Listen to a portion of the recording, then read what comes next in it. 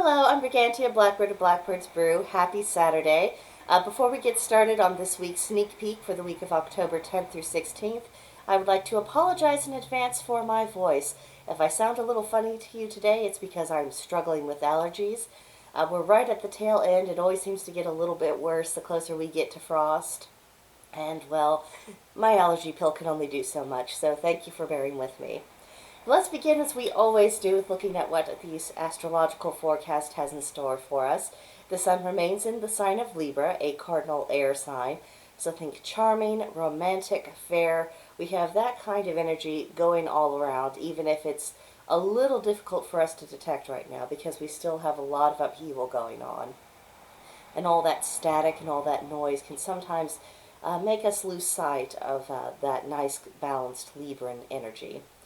The moon from Sunday to Monday will be in first quarter Sagittarius, a mutable fire sign.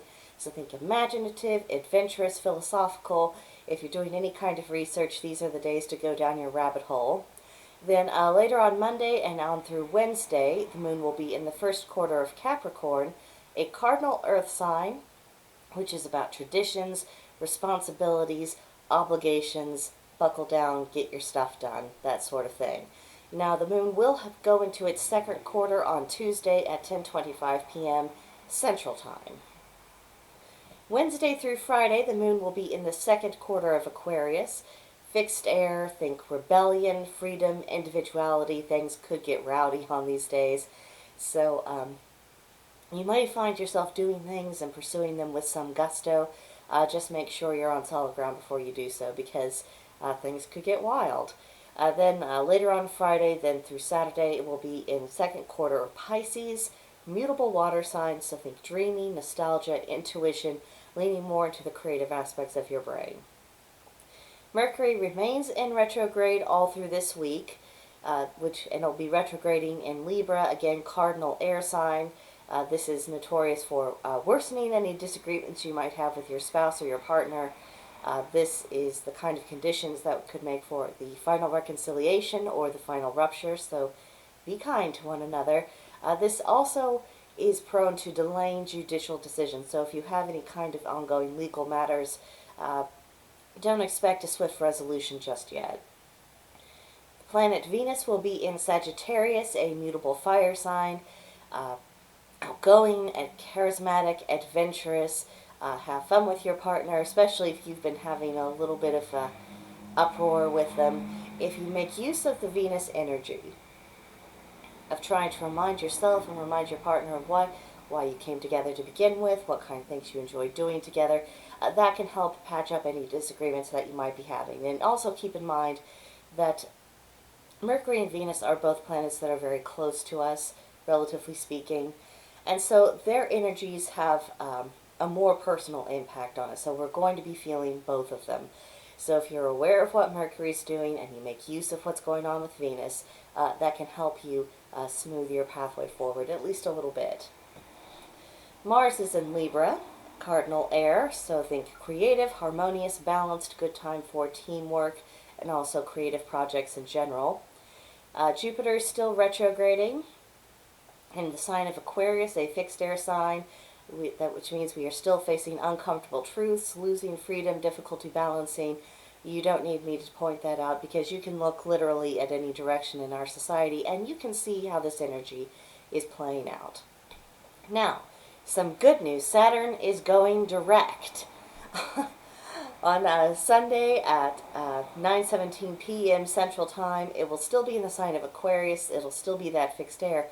But instead of dealing with the enhanced energies that egg on things like political fanaticism, this Saturn, once it's going direct, is more disciplined, persistent, and knowledgeable. So we might see some people being able to sneak in some common sense here and there as Saturn gets closer and closer to going direct. Something to look forward to. Uranus is still retrograding in the sign of Taurus, a fixed earth sign.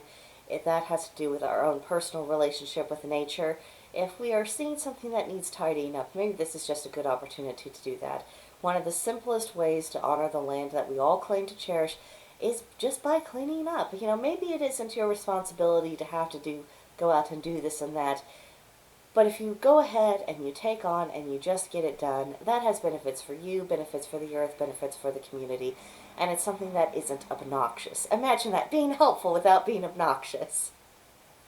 But also with this particular retrograde financial changes, we're all feeling the pinch. We're all seeing that inflation that so many institutions are pretending aren't happening. But we're not stupid. We all go to the gas pump. We go to the grocery store. We understand what's going on about our cost of living.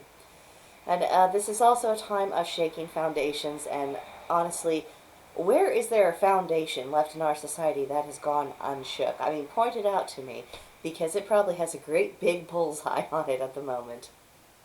But that's where we are. It's where we are, and being forewarned is being forearmed. Neptune is also retrograding. It's retrograding in the sign of Pisces, however. Pisces is a mutable water sign, very active, very vivid dream world, high psychic sensitivity, and hyper creativity. Pardon me. Oh, allergies are not fun. But Neptune is, I am seeing it more and more as the energy we can escape to. If we are leaning into creative energies, if we're just taking a few minutes out of our day, we're setting aside an afternoon on the weekends and saying, you know what, world, I'm shutting you out for a little while. You can go do crazy by yourself. I'm focusing on this project. We do need some escape. We do need some peace. We just need a rest from all of the insanity. And Neptune is helping us with that. Pluto, of course, now is going direct. It's in Capricorn, a cardinal earth sign. It's ambitious, powerful, logical, and prudent. This is, again, a return to some rationality. So for those of us who do lean more towards the rational sides of things, making use of this, we might get a little bit further with people than we did before. Chiron is still retrograding in Aries, a cardinal fire sign. We're still dealing with those resurfaced wounds, working through pain, and going through a difficult healing process. This is a good time for shadow work. This is a good time for doing meditations to help you with mental and emotional release. This is an opportunity for us to get ourselves healthy, not just open the closet door and see that the skeleton there and, yeah, it's still tap dancing, but get the skeleton out of the damn closet and decide what actually deserves to have a place there. We have some work to do, and this is a good time to do it. We are still in the Celtic tree month of Ivy. Ivy is the survivor. I'm sorry. I'll do this as quickly as I can. No one wants to listen to me cough. But Ivy is about mystery, immortality, and a portal to the other world, all very much in line with themes of the Samhain season. There's 2 videos I want to make you aware of that are coming. Of course, I always upload something daily. But next Friday, our Romance and Modern Mythology Spooky Couples Edition, we'll be looking at Frankenstein's monster and the Bride of Frankenstein and analyzing all the ways in which that potential pairing went wrong. And then next week's Wicca 101 class will be about the S-spots, honoring the goddess and worshiping by the tides with the moon. So I hope you'll tune in for that. We have 2 voice chats coming up at the Discord group this week. First, we have our workshop chat Sunday afternoon, 3 p.m. Central Time. And we'll be doing Wicca 101, the Wheel of the Year, and we'll also be having a group guided meditation. I've been writing up guided meditations on a weekly basis. This will be the 3rd week now, and it's been a pretty calming experience so far, so if you are interested in that, you are very welcome to join in. We also have a lounge chat next Wednesday evening at 7 p.m. Central Time.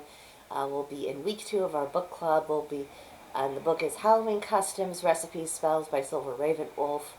We'll be looking at Chapter 3, Halloween Symbols and Superstitions, Chapter 4, Halloween Divinations. So lots to do there. If you want to join in, there will be a link to join in the description box below. Please subscribe, like, leave a comment as the spirit should so move you. I'm going to drink more of this to bring my voice back in order, and I will see you in another video.